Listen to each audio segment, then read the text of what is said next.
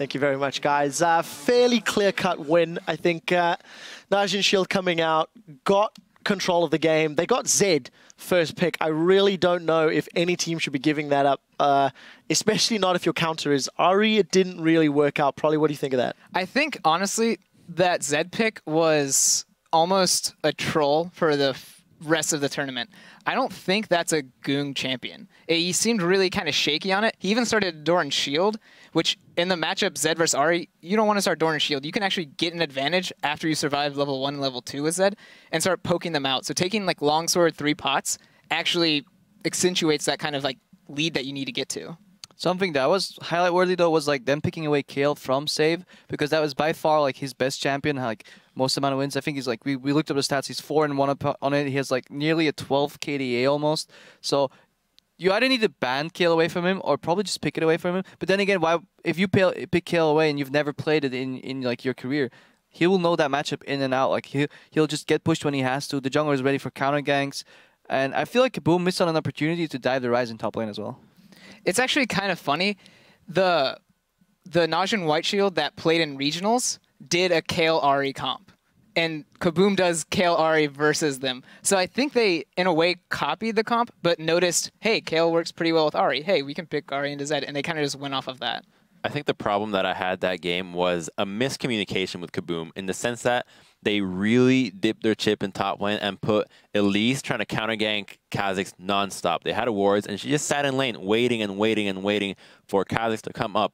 But at the same time, you had Ahri push in Zed and not harass him in mid lane. She'd back off, expecting Kha'Zix to go middle as well. So you're expecting him to go top and counter gank it, but you're not pressuring mid because you're also expecting him to go middle. Like, this guy's human, too. He can't literally gank top and mid at the same time. It felt like NaJin Shield just had a better idea of how to run the comp. They played out the map particularly well. I want to go back to the laning phase because I felt if you looked at Gorilla's Thresh and you contrasted it to Moore's Thresh in the first 5 to 10 minutes, it is day and night. Let's pull the replay up. And Crepo, I want you and Double to talk me through some of the plays and just how they asserted their lane dominance. So yeah, like I wanted to really highlight how White Shield went. We can roll the clip already right now. So what you see is like blue side is leashing and red side is not. So like KaBuM is not leashing while White Shield is. That means by default, by bot lane logic, if both are ranged AD carry and ranged support, KaBuM should win this. They don't though. Like they lose the push. Look at these creeps.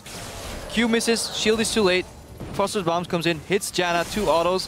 Bomb hits like 2 creeps or 3 creeps. Flay hits creeps and a champion as well.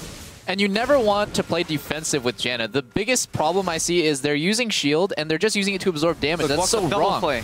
Double flay. Auto, phosphorus bomb. They're just pushed back. If Gorilla ignites here, that's flash blown, but they don't really care because we're flashing forward right now in time and this is the first blood.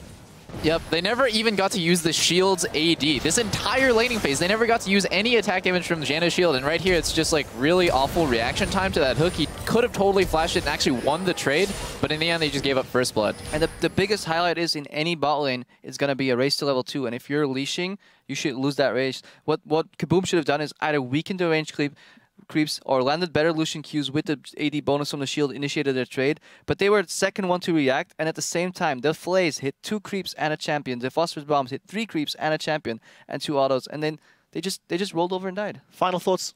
I will say that if Shield continues to play Thresh Corki, which I would rate as like a 6 out of 10 lane when there's very easily available 8 or 9 out of 10 lanes, they're probably going to have a hard time bottom lane against Alliance and Cloud9. I don't think that's a bad lane at all. Really? I think their Skorky is terrible. I think it makes sense in the team comp, too. It doesn't scale. It's not a good lane. You should lose to every Lucian and every Triss lane. It's a good answer to a Lucian, in my opinion. It's the only early game like AD carry that can trade. Like Corki Q is compared to Lucian Q. Those trades are pretty good. Short trade with Thresh Lucian. I think Lucian craps on Corki. It's not even a close matchup. You don't need scaling when you have Zed, Ryze, and a Kha'Zix in your team. You just need a mid-game power But if your bottom lane's going to be super far behind, what's the point of picking that lane? Yeah. You will be. I guarantee you Sneaky and Tabs will cross that lane with Lucian. I'm going to jump in here and I'm going to talk to our stat guys and see if we can find the win-loss ratios. We haven't seen much Corki, but we'll see if we can pull out some numbers and maybe we can add some stats to this little difference that we're having on the analyst desk. Guys, we do have to take a short break, and when we come back, it's another chapter in the Korea versus China rivalry. The Samsung Blue faces OMG.